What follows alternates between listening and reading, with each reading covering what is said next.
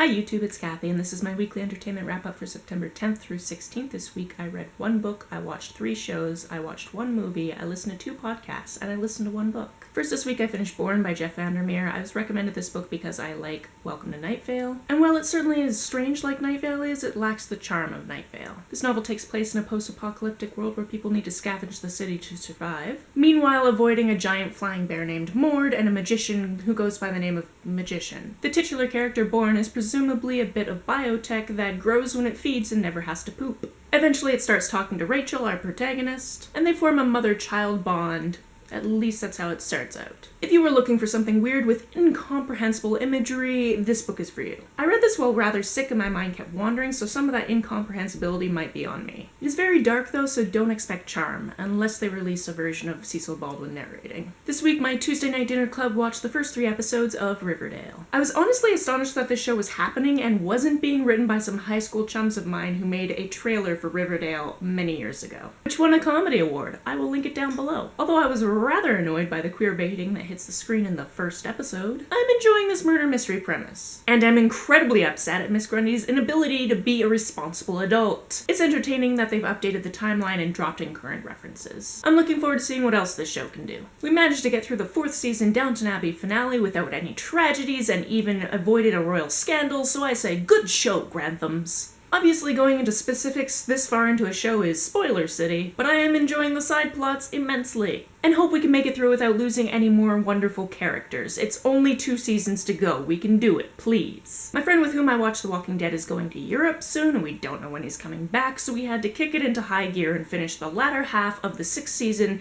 and we've watched most of the 7th season. We just have 5 episodes to go. Does anyone remember how I've been anticipating Jeffrey Dean Morgan being in the show because I happened to see him on a poster while looking up graphics for one of these videos? Well, we finally got to him, and holy crap, he's terrifying. There is really no way to confuse this character with my beloved Denny Duquette.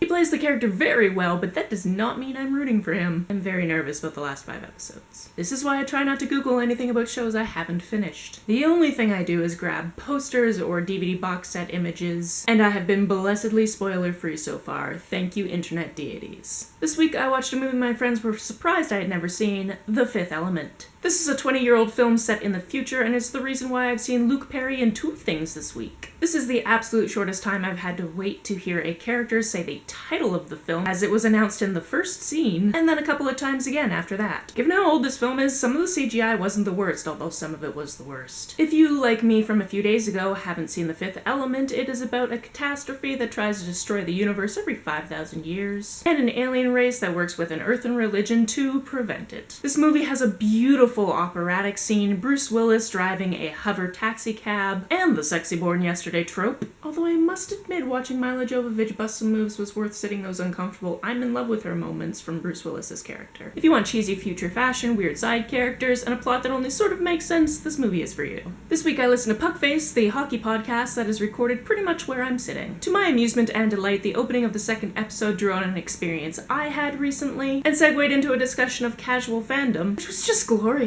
Sports really is just another form of fandom complete with shipping and nemesis, so despite not watching the sport, I enjoyed being included in this way. I also feel like I get a special behind-the-scenes life of this podcast, and can tell you that the next episode is the type of episode that every show should do. This week I caught up on the 2nd episode of the Real Bad podcast, in which they talk about Edward D. Wood Jr., Plan 9 from Outer Space, and Ed Wood, which is the biopic that Burton did, which is great. I have always meant to watch these movies back to back. In fact, I posted about it a few months ago when Nick commented on it. So even though this topic was Matthew Gatiss' pick, I feel included, or fame adjacent as I like to call it. The banter in this podcast is top notch, so check it out if you haven't already. This week I listened to Saints Misfits by S.K. Ali. I read this because my friend Sajid did a review on it not too long ago and really stressed how much he wanted other people to read it, so I downloaded it immediately from my library. Our protagonist, Jana, is a Muslim teen living with her divorced mother and her college-aged brother, who recently switched majors and moved back in with them. Jana carries around the secret that a prominent member of her religious community recently sexually assaulted her, because she feels she wouldn't be believed if she came forward. Add to this that she has friend drama, a couple of part-time jobs, and a crush on an non-Muslim boy at school, and you come to understand that things are stressful for her right now. I enjoyed this book, and I enjoyed seeing Muslim characters as fully formed characters, instead of the stock characters that we seem to get with most visual media. I believe in people seeing reviews of things by people who are in the discussed minority community, so I've linked Sajid's review down below.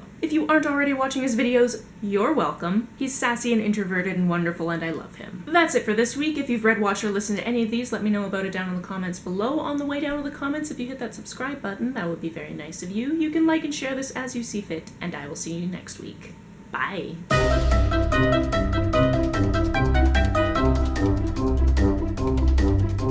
This week I caught up on the second episode of the Real Bad podcast, in which they talked about Edward D. Wood Jr., Plan 9 from Outer Space, and Ed Wood, the biopic, which is Tim Curry's best work. Not Tim Curry, oh my god.